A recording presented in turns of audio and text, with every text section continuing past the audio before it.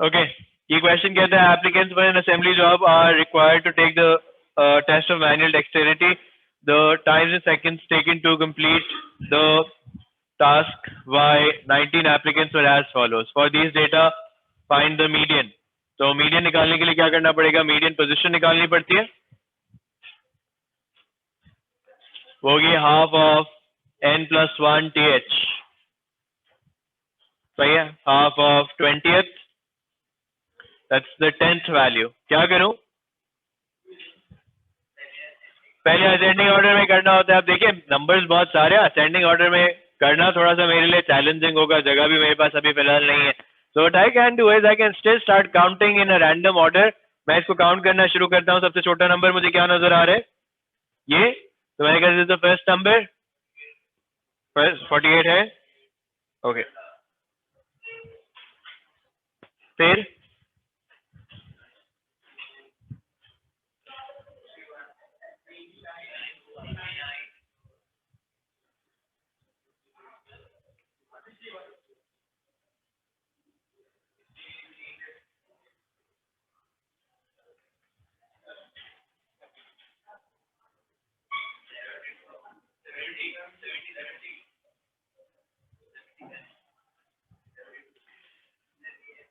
सही है. वैसे भी नजर आ गया ना, वो रियलाइज करने में भी इतनी मेहनत लग रही थी क्योंकि तुम्हें सारे नंबर इसी तरह ढूंढने पड़ते हैं, कौन से पहले आ रहे हैं कौन से बाद में आ रहे हैं. सही है. तो मुझे पता चल गया 10th number is 72. The upper quartile and the lower quartile. तो अपर क्वार्टाइल लोअर क्वार्टाइल निकालने के लिए 1/4 ऑफ 20th, 5th. तो 5th तो पहले से नंबर हुआ हुआ है. सो lower quartile is 61, upper quartile is, अब आगे बढ़ना पड़ेगा, 10th पे पहुंचे थे, ये 11th, 12th,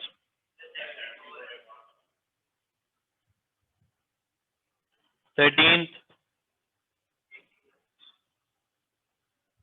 14th and 15th. That's 15th. So 15th number is 82. Upper quartile जो होगा वो 15th आ रहा होगा. सही है. तो objective of this question is not to teach you this, ये आप सबको अब तक करना आ जाना चाहिए. We've done this with 7 leaf diagrams जहाँ पे अरेंज हुए होते हैं, यहाँ पे अरेंज नहीं हुए, या तो पहले अरेंज कर सकता था, ऐसी तरह काउंटिंग कर सकता हूँ मैं. सही है. ओके, अब नीचे वाला पार्ट और से देखें. कहता है the data, the quartiles of a data set can also be used to assess whether the data set has any outliers.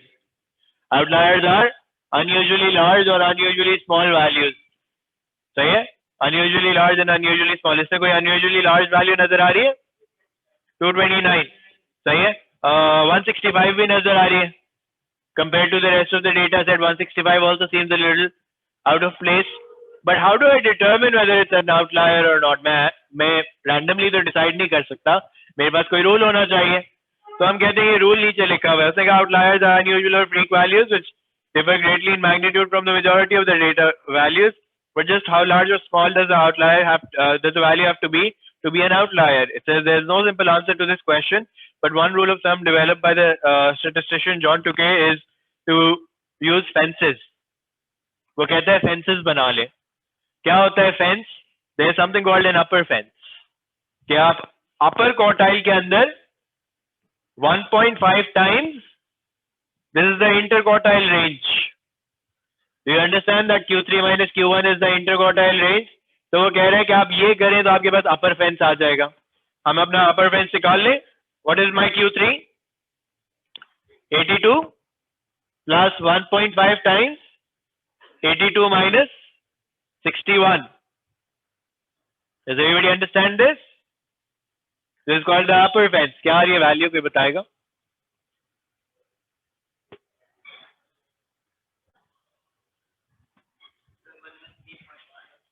113.5. यानी 113.5 से बड़ा कोई नंबर हो तो उसको हम आउटलायर कहेंगे. अपर फेंस हो गया.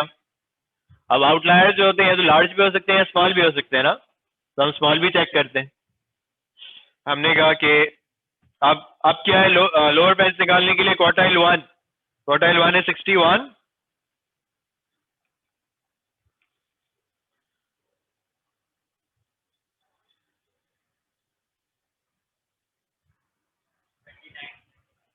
29.5 कोई वैल्यू हो तो it would have been an outlier again. तो इसमें कौन सी वाली आउटलायर हो जाएगी?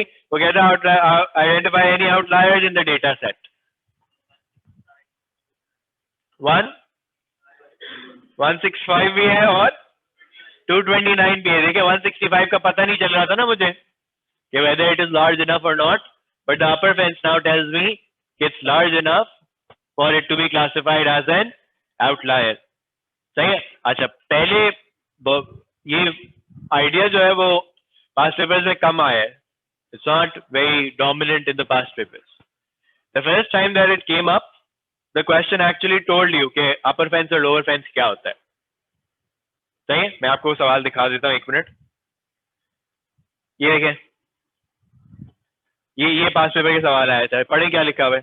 वो कहता है outlier defined any data value which is more than 1.5 times the interquartile range above the upper quartile. उसने वर्ड्स में बताया आपको, उसने लिख के नहीं बताया, Q3 माइनस Q1 करके नहीं बताया। उसने कहा 1.5 times the interquartile range above the upper quartile और more than 1.5 times the interquartile range below the lower quartile. Okay, so how high must salary be to be an outlier. तो उसने पहली दफा जब पास्ट पेपर्स में test किया तो उसने बता दिया। That doesn't mean that the question is going to tell you every time. Okay, so given that it has once appeared in the past papers, now you need to remember this rule yourself. कोई भी बड़ी value इस case में आ गई, सही है। हर दफा तुम्हारे क्वेश्चन में वो क्वार्टाइल्स की वैल्यूज पे डिपेंड करेगा कि आउटलायर है या नहीं। सही है। आउटलायर्स आइडेंटिफाई कर लिए। अब आउटलायर्स करते क्या है? आउटलायर्स करते क्या है? दे डिस्टॉर्ट द डेटा सेट। वो एवरेज को डिस्टॉर्ट कर देते हैं आपकी। सही है। तो अगर मैं जो है वो मिस नादिया को अपनी क्लास की परफॉर्मेंस बताने जा रहा हूँ तो मैं दो काम कर सकता हूँ ना, कि या तो वो जो 0 वाला मार्क आया हुआ है उसको एक्सक्लूड करके एवरेज निकाल लूँ, या उनको उसको इंक्लूड करके एवरेज निकाल लूँ। सही है। उसको एक्सक्लूड करके निकालूंगा तो ट्रू रिप्रेजेंटेशन आएगी। अगर इंक्लूड कर दूंगा उसको तो थोड़ी सी बायस हो जाएगी, क्योंकि एक बच्चा जो है वो आउटलायर है and he is taking the entire classes mean down, वो एवरेज को नीचे लेके जा रहा है। सही है। So what happens when you draw a box and whiskers plot. अब बॉक्स एंड विस्कर्स प्लॉट भी एक रिप्रेजेंटेशन होती है ना। अगर आप आउटलायर्स को इंक्लूड करेंगे तो आपके विस्कर्स जो होंगे वो बहुत एक्सटेंड हो जाएंगे। आप सोचते मैक्सिमम मिनिमम वैल्यूज जो होंगी वो बहुत ज्यादा बाहर आ रही है। तो कभी कभार वो आपसे क्या कहते हैं, अब आप ये आप खुद नहीं डिटरमिन कर सकते, क्वेश्चन आपको बताएगा कि आपने इंक्लूड करना है या एक्सक्लूड करना है। सही है। Question will tell you whether you should include it और नॉट। वो कहते हैं illustrate the data by a box and whiskers plot. Outliers if any should be denoted by an an लिखा होना चाहिए asterisk and should not be included in the whiskers. आपने एक star बना देना है जहां पे आपका आउटलायर हो। अब देखो मैं बना के दिखा देता हूं। मैंने पहले अपनी एक्सेस बना ली। I draw my access. कहां से कहां तक जाना है वैसे? What are my numbers? 230 तक शो करना पड़ेगा ना। और कहां से मिनिमम क्या था?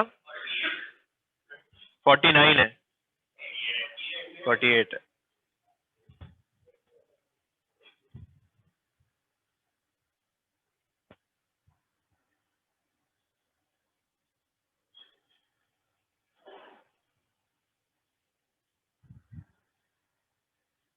आएगा पूरा नहीं ना?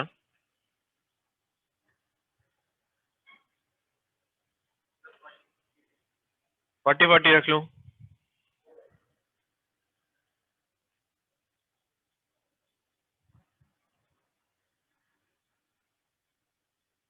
सही है, चलो दैट मेक सेंस। ओके, एक बॉक्स 4 का है ना, तो मुझे पहले क्वार्टाइल्स वगैरह प्लॉट कर लेता हूँ। मीडियन मुझे 72 प्लॉट करना है। 72 कहाँ पे आएगा? One box is worth 4, so the median should be here. That's my median. सही है। मैंने 72 प्लॉट किया है, मैं इसके नीचे लिख देता हूँ। और फिर मुझे लोअर क्वार्टाइल 61 और अपर क्वार्टाइल 82, सो 82 यहाँ पे आ जाएगा। और 61 ना,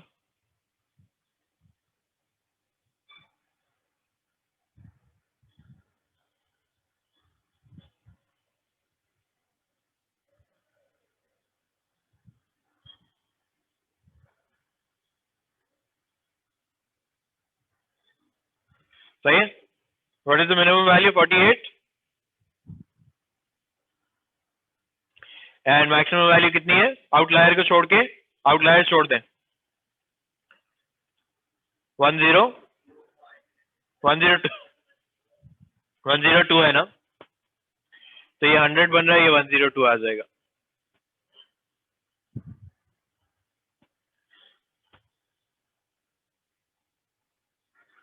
सही है. That is my box and whiskers plot for this data set. सही.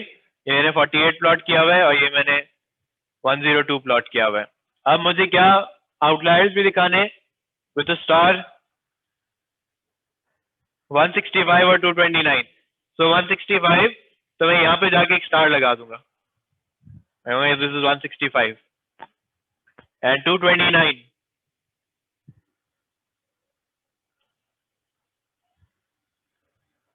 सही है. इमेजिन कि अगर मैंने आउटलायर्स पे नहीं किया होता तो आप क्या कहते हैं कि विस्कर्स यहाँ तक बन रहे होते हैं, which is going to result in a very odd sort of distribution for you. क्योंकि दो वैल्यूज की वजह से जो है वो डेटा इतना ज्यादा स्प्रेड आउट हो रहा है. Okay, so this is the true representation of my class. Let's say कि मार्क्स जो भी आए, कुछ लोगों के बहुत ज्यादा आ गए. क्या ये 102 है, ऊपर 102 ही थी ना, ये रही. आउटलायर्स को एक्सक्लूड करके मैक्सिमम वैल्यू ले ली. रूल याद रहेगा सबको? सही है. इसको समझने के बहुत सारे तरीके होते हैं. सही है. मैं आपको वो तरीका बता रहा हूँ जो मुझे समझाना आसान लगता है. Okay, if you open up books you will find lots of different ideas there. सही है. and this topic also is built on मतलब इसको आगे बिल्डअप करते हैं हम S2 के अंदर. सही. ये फर्दर बिल्डअप होगा S2 के अंदर. this is just a very small part that is in S1. okay, using a method of coding to find the mean and standard deviation. सही. अब मैं इसको कोडिंग का वर्ड तो ये बुक में यूज हुआ होता है इसलिए यहाँ पे लिखा हुआ है. I'll explain it to you in a different way. मैंने कहा आपसे कि भाई मैंने जो है वो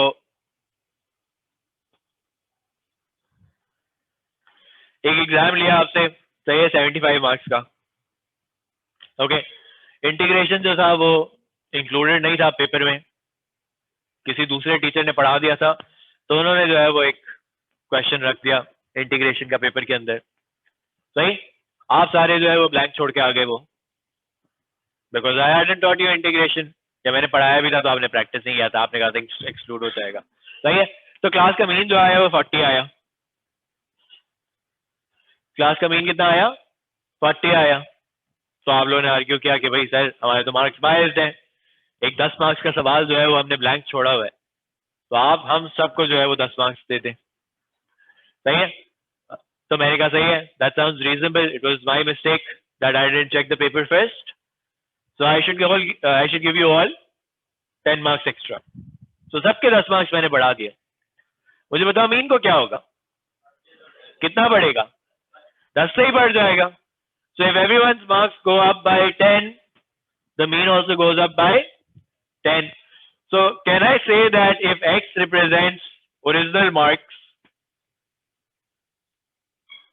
and X plus minus A are the set of new marks,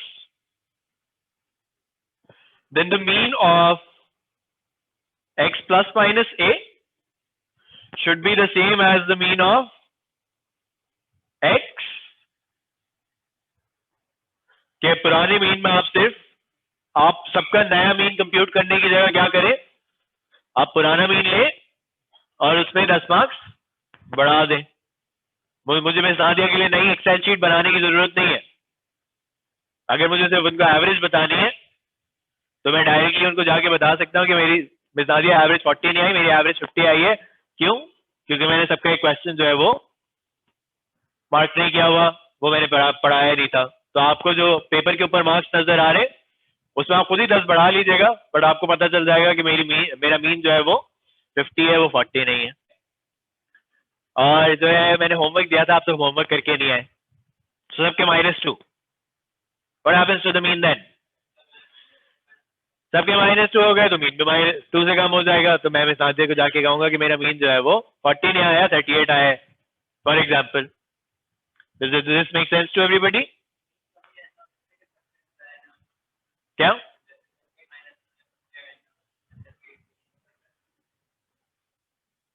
अगर तुम अलग अलग से एडजस्ट करोगे then there is no standardization. You haven't coded the data. The values are not standardized then. जब सारी वैल्यूज एक नंबर से इंक्रीज हो या सारी वैल्यूज एक नंबर से डिक्रीज हो, उसको कोडिंग ऑफ डेटा कहते हैं। कि my data is actually coded. What's on your paper is a code for me. कि उसको जब मैंने शीट में एंटर करना है तो मैं +10 करके एंटर करना है, ओके, या -2 करके एंटर करना है। अच्छा मुझे बताओ कि अगर मीन ऑफ एक्स का फॉर्मूला बनाऊं तो क्या बनता है? Sum of x divided by n ना, उसके आगे मैं अलग से +- लिख दूं, सही है? और इसके नीचे फॉर्मूला बनाऊं तो sum of new marks divided by n हो जाएगा। Does everybody understand this formula?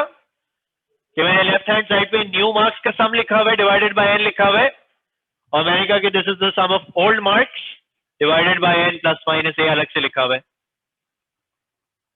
सही है? अभी मैं इसको क्वेश्चन में लेकर आऊंगा in a bit, give me a moment. यहां से क्लियर है सबको? ओके अब मुझे बताओ कि लेट्स से मैंने कहा कि अब दो चीजें होती है ना, आप मीन भी मेजर करते हैं और आपने स्टैंडर्ड डिविएशन भी मेजर किया, सही है?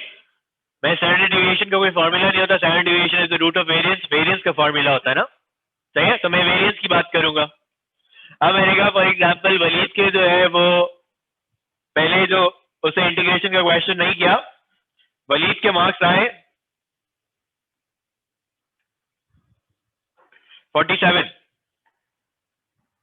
सही है? वलीद के मार्क्स आए 47, ओके। स्टैंडर्ड डिविएशन क्या होता है? It's the deviation from the mean, it's the deviation from the mean, okay. तो how far was Waleed away from the mean? 7 marks, सही है? अब मैंने कहा न्यू मीन जो हो गया वो कितना हो गया? 50 आउट ऑफ 75, सबके 10 बढ़ा दिए। वलीद के कितने हो गए होंगे? How far is he away from the mean? 7। तो यानी इसकी डिविएशन चेंज नहीं हुई। If I add marks to everybody's totals, सही है, सबके मार्क्स में ऐड कर दिया, तो डेटा सेट का वेरिएंस जो होता है वो चेंज नहीं होता। The spread of the data hasn't changed. Do you agree with that? सही है?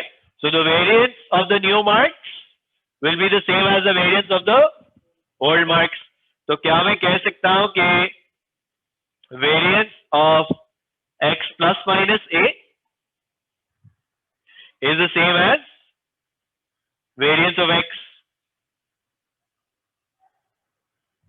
Does that make sense? Okay, मुझे बताओ वेरिएंस ऑफ x का क्या फॉर्मूला होता है? Sum of x square divided by n minus the mean square. यहां पे मैं मीन को भी ब्रेक डाउन करके लिख रहा हूं।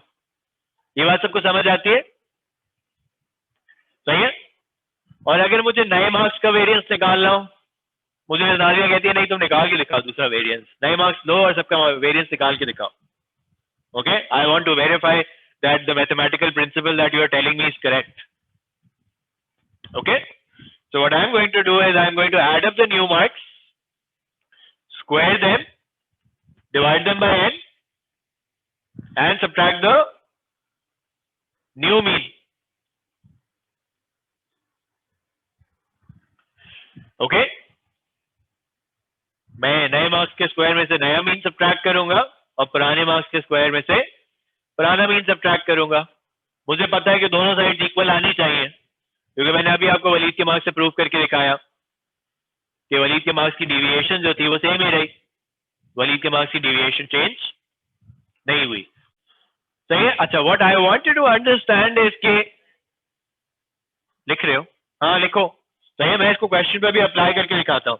What I wanted to understand is कि ये जो मैंने लिखी है दोनों, दीज आर लाइक आइडेंटिटीज। आपने लेफ्ट हैंड साइड और राइट हैंड साइड दोनों को एक साथ मूव करना है। When I give you a question, think about this identity and work on both sides of the identity. उससे आपको अननोन्स कैलकुलेट करने को मिलेंगे। ओके अभी मैं 2-4 क्वेश्चंस आपको करके दिखाऊंगा, then I'll give you a question to do as well and see how that works. Clear है? Okay, has everybody written this down? We're then going to use this now. Idea सबको समझ आया कि किस base पे हम ये identity develop कर रहे हैं? Based on changes in each individual observation. अगर सब इंडिविजुअल ऑब्जर्वेशंस में आइडेंटिकल चेंजेस आ जाए तो फिर हम क्या करते हैं? सही है?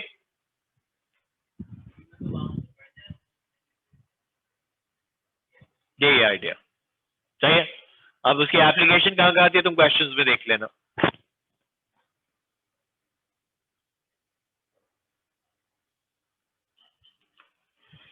ओके ये कहता है salt is packed in bags which the manufacturer claims contains 25 kgs.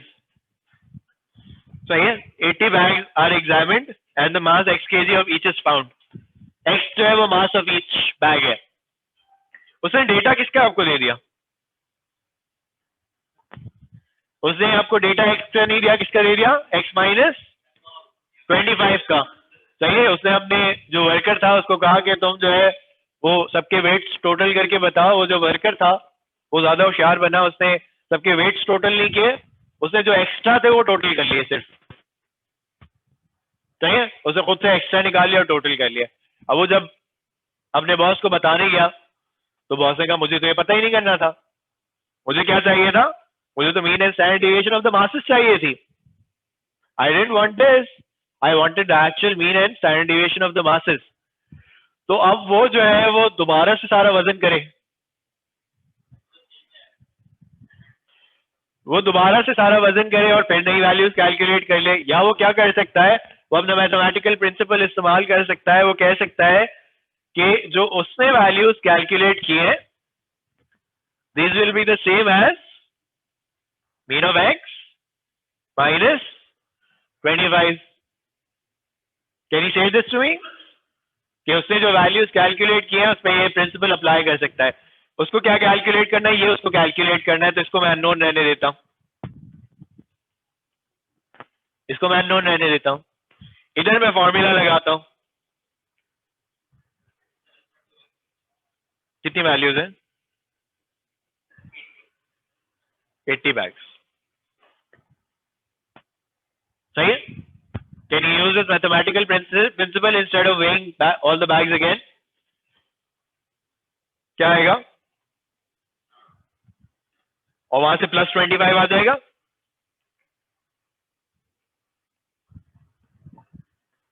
सही है। So what's the mean? 25.3, 25.34। सही है।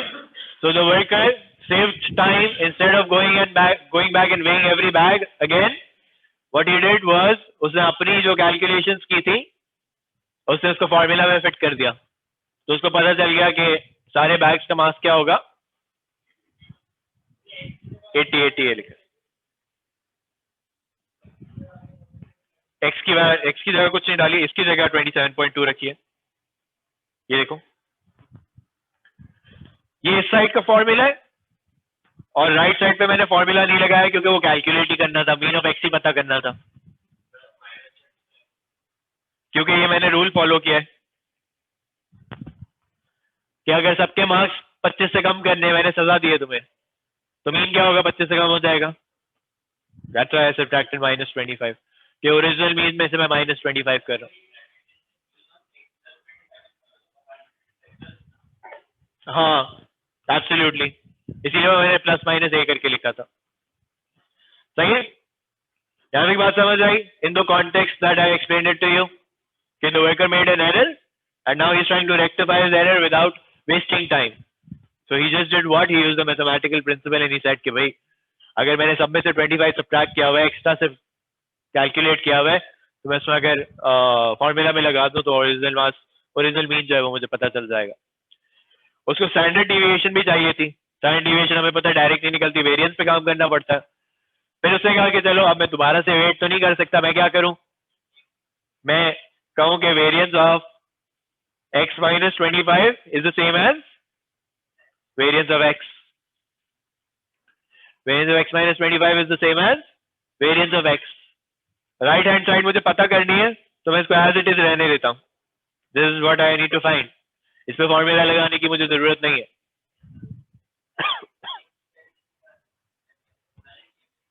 हाँ वही कर रहा हूँ ना, तो राइट साइड को अननोन रहने दे रहा हूँ और लेफ्ट हैंड साइड पे मैं फॉर्मूला लगा रहा हूँ। लगाओगे तो सही ना फॉर्मूला। देखो अननोन मैं अभी इसलिए रख रहा हूँ क्योंकि जरूरी नहीं हर दफा वेरिएंस तुम्हें कैलकुलेट करना, वेरिएंस का कोई कंपोनेंट भी कैलकुलेट करना पड़ सकता है। सही है, तो अभी आइडिया सिंपल सा रखो कि जब भी ऐसा सवाल आएगा तो दोनों left hand side right hand side रखेंगे, हम देख लेंगे कौन से अननोन है, उसके नीचे फॉर्मूला नहीं लगाएंगे, बाकी सारा फॉर्मूला लगा देंगे। सही है, because I can ask you different things as well. तो तुमसे पूछ सकता है कि भाई तुम सम ऑफ एक्स निकाल के बताओ, तुमसे बॉस से पूछ लिया कि भाई टोटल मास कितना था ये बता दो मुझे। अब तुमने तो मीन निकाल के बताया था, तो मैं टोटल मास कैसे निकालोगे, बैकवर्ड्स थोड़ी सी वर्किंग करनी पड़ेगी। ओके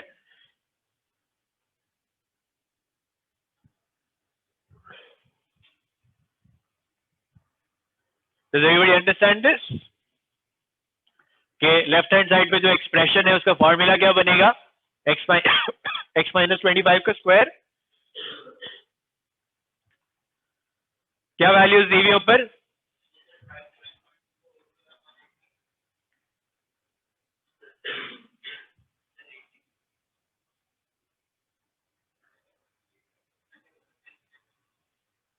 क्या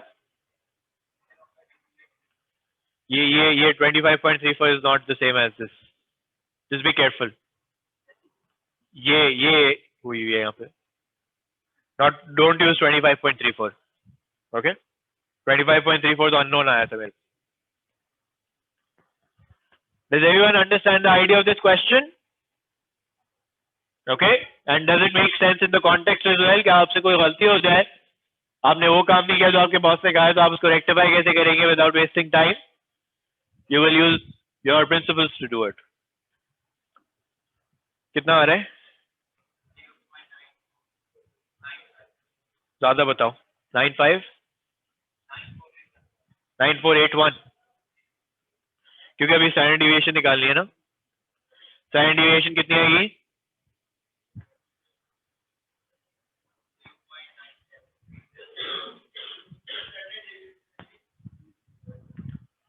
.974, ओके 329 क्या क्लियर है यहाँ तक?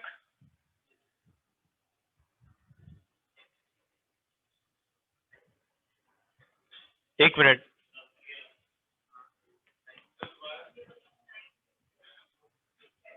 क्या हुआ? Any questions at this point?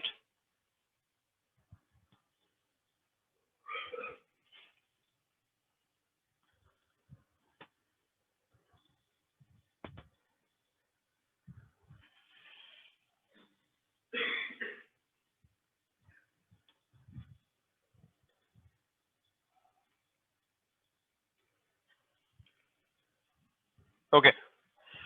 Now, your question.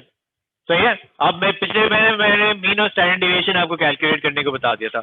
अब अगेन डेटा जो है वो उसने दोबारा से डिफरेंट से फॉर्मेट में दिया। Instead of giving you the data of weights, उसने जो है वो data of let's say excess weight दे दिया है। कि दोबारा से एक एयरपोर्ट पे काम करने वाला बंदा था, उसको किसी ने कहा कि भाई तुम वेट्स कैलकुलेट करके बताओ। सही है, तो उसने instead of calculating the weights what he did was उसने 5 सब्ट्रैक्ट कर लिया वेट में से और उसने एक्सेस वेट को रिकॉर्ड कर लिया। एयरपोर्ट वाले वर्कर ने जो है वो क्या काम किया, उसने जो है वो सिर्फ एक्सेस वेट रिकॉर्ड कर लिया और उसने उसका सब निकाल के दे दिया। वो कह रहा है कि भाई इतना एक्सेस वेट है। तो जो उसका मैनेजर था उसने कहा मुझे तो ये पता ही नहीं करना था, मुझे तो ये पता करना है कि भाई प्लेन में वेट कितना जा रहा है। So what he asked you to calculate was sum of x निकाल के बताओ. उसने तो sum of x minus 5 निकाल लिया था. सही है. तो मैंने कहा sum of x किसके फॉर्मूला में यूज होता है? मीन के फॉर्मूला में. तो मैं मीन वाली इनइक्वालिटी लिख के देखता हूं. मैंने लिखा कि mean of x minus 5 should be the same as mean of x minus 5. Okay. Now I want what? I want sum of x. तो sum of x किसके फॉर्मूला में आता है? इसके फॉर्मूला में. तो मैंने इसमें लिखा sum of x divided by 97, ये रहा n, minus 5. और लेफ्ट हैंड साइड पे क्या होगा? sum of x minus 5 upon 97. Do we all agree with that? Do we all agree with that? Okay. फिर क्या बनेगा ये बन जाएगा 314 over 97. Sum of x over 97. तो sum of x को अननोन छोड़ देता हूं. यहां से क्लियर है. 5 इधर आएगा, 97 क्रॉस मल्टीप्लाई होगा. मुझे बताओ आंसर क्या आता है? 799. Okay. So the airport worker was intelligent.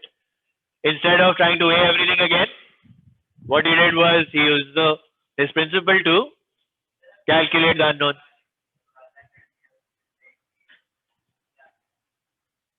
Minus कर रहा हूँ ना मैं, सिर्फ वो situation create कर रहा हूँ. It's not something given. Okay. Just to explain it to you. Where do you use it in real life then? Okay.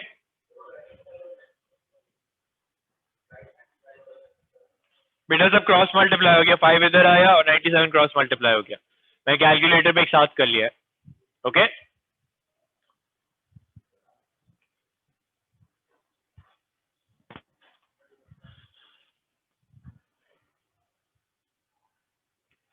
फिर उसके मैनेजर ने उसको कहा कि भाई सम ऑफ एक्स स्क्वायर भी निकाल के दिखाओ. I want the square of the weight of every luggage that was loaded into the plane. तो उसने कहा मैंने तो वो भी नहीं निकाला था. मैं फिर से कुछ सोचता हूँ. अब सम ऑफ एक्स स्क्वायर कहाँ पे यूज होता है? वेरिएंस के फॉर्मूला में. तो मैंने कहा चलो वेरिएंस के फॉर्मूला लगाते हैं.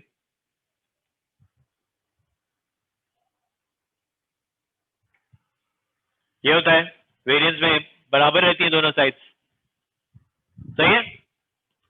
इसके फॉर्मूला में सम ऑफ एक्स स्क्वायर आता है divided by 97 minus sum of x divided by 97 whole square. ऐसा ही हो रहा है. और यहाँ पे क्या फॉर्मूलाज लग रहे हैं?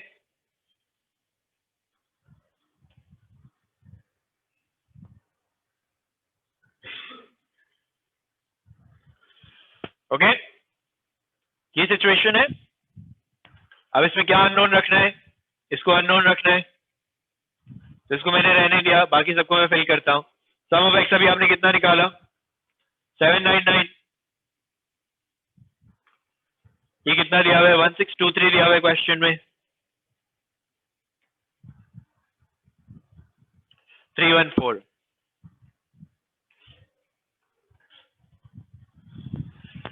सारी चीजें फेल हो गई. एक अननोन रह गया. Can you shuffle things around, do some calculations and get me sum of x square. ये सब प्लीज अपने अपने कैलकुलेटर चला के देखेंगे आपको डायरेक्ट कैलकुलेटर पे कैलकुलेशंस करना आती है नहीं. आप पहले कैलकुलेटर पे ये लेफ्ट हैंड साइड पूरी लिखें. ये यहाँ पे आके प्लस हो जाएगा और फिर एंड में जो है वही क्रॉस मल्टीप्लाई हो रहा होगा. तो 97 से मल्टीप्लाई कर दीजिएगा. वो थोड़ा सा चैलेंजिंग हो जाएगा. स्टेप बाय स्टेप क्या करो, आंसर को यूज कर लिया करो. आंसर दबाओगे ना तो ज्यादा आसानी से हो जाएगा. वरना कोई गलती होगी तो तुम्हें पता नहीं चलेगी. यहाँ पे अक्सर गलती हो जाती है. चाहो तो ऐसे कर सकते हो. That's not an issue.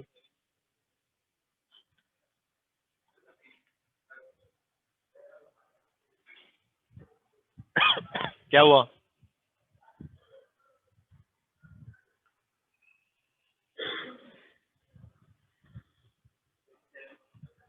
Seven 188. Can everybody check on their calculators if they're getting the right answer?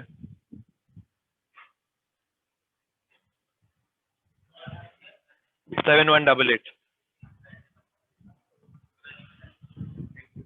Coding समझ आ गई सबको? कोडिंग का मतलब क्या होता है कि भाई आपने जो ओरिजिनल वैल्यूज थी वो रिकॉर्ड नहीं की, you calculated a different set of values. क्या बनाना नहीं आता? नहीं नहीं भाई, वो सिर्फ एक्सप्लेनेशन है।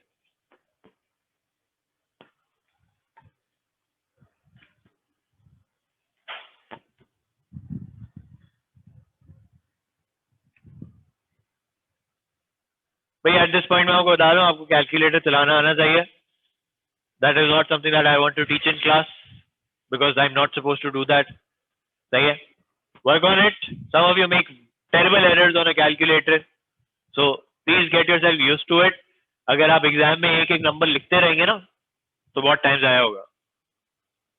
एग्जामिनर आपको इसके आगे और किसी कैलकुलेशन का मार्क्स नहीं देगा।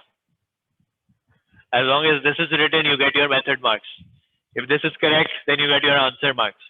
उसके अलावा बीच में जो भी कोई डेसिमल लिखते रहो कोई मार्क्स नहीं मिलते हैं। You're wasting time. सही है?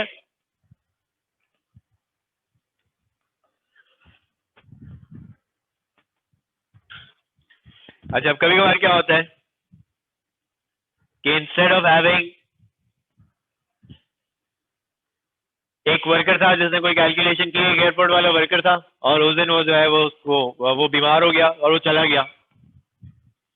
अब दूसरा बंदा जब आया तो उसको पता नहीं था कि उस बंदे ने क्या किया हुआ है।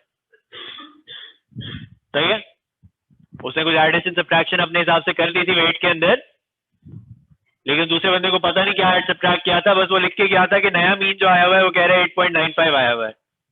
The sum of masses was let's say 8.95, वो the mean of masses was 8.95। तो क्या ओरिजिनल वैल्यूज है x, ओरिजिनल वैल्यूज का जो मीन है यानी एक्चुअल लगेज का जो मीन है वो 8.95 है। तो उसके बॉस ने उससे पूछा कि भाई पता करो कि इसने कैलकुलेशन क्या की थी। He's done some calculations. We can obviously see that he's added, subtracted something, but we don't know what.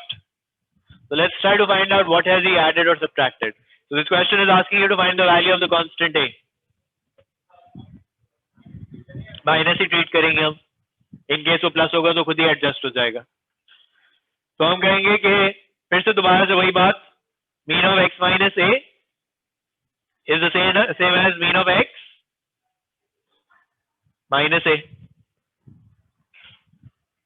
अब मेरे पास इमीडिएटली क्या अवेलेबल है, वैल्यू किसकी, इसकी। तो मैं इसके नीचे कोई फॉर्मूला नहीं लगाऊंगा, मैं इसके नीचे 8.95 लगा दूंगा। लेफ्ट हैंड साइड पे मेरे पास वैल्यू अवेलेबल नहीं है तो मैं इसका फॉर्मूला लगाऊंगा। मैं कहा आया -23.2 divided by 20 equals to 8.95 minus A. सही है, ये इधर आ जाएगा और ये उधर आ जाएगा, पॉजिटिव हो गया उधर आके, तो मेरे पास ए की वैल्यू आ जाएगी 7 पॉइंट।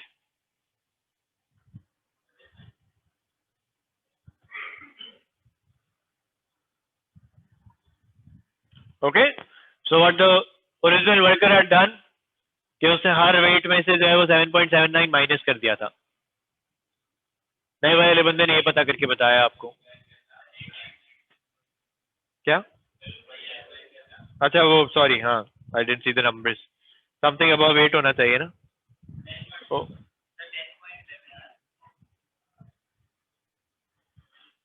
10.11 आ रहा है, तो उसने 10.11 जो था वो हर वैल्यू में से सब्ट्रैक्ट कर दिया था।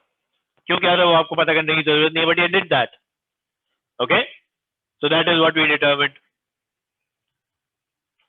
अब उसने कहा find the standard deviation of these values of x। तो आपने कहा कोई बात नहीं, वो कैलकुलेट करके नहीं गया, मैं कर देता हूँ कैलकुलेट, मुझे प्रिंसिपल्स पता है। मैं कहा variance of x minus A is the same as variance of x। अगर स्टैंडर्ड डेविएशन निकालनी है तो स्टैंडर्ड वेरिएंस को अननोन रखना पड़ेगा, तो मैं यहाँ पे वेरिएंस ऑफ x ही लिख देता हूँ दोबारा और लेफ्ट हैंड साइड पे फॉर्मूला लगा देता हूँ।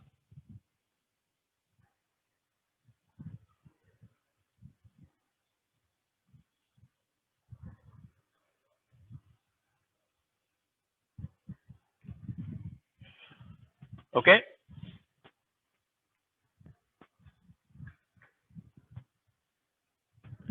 आज दानियाल साहब सारी नींदें पूरी कर रहे हैं।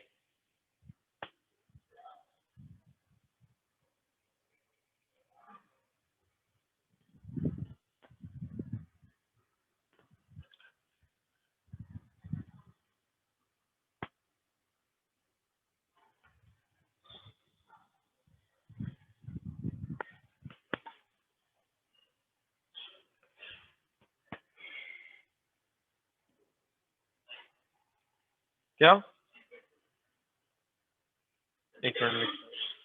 9.2 तो मुझे वेरिएंस बता रहे हो।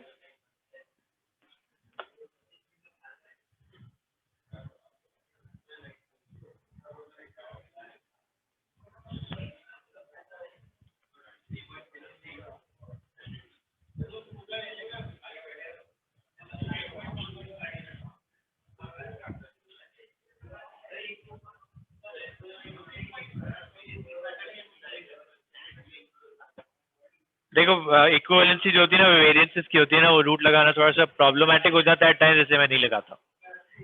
ओके तुम चाहो तो स्टार्ट से वही कर लो, डजंट मैटर। अभी इतना प्रॉब्लम नहीं होगा, अगले साल जब S2 पढ़ा रहा होगा ना वो ज्यादा प्रॉब्लम होता है, इसे मैं वेरिएंस सिखाता हूँ।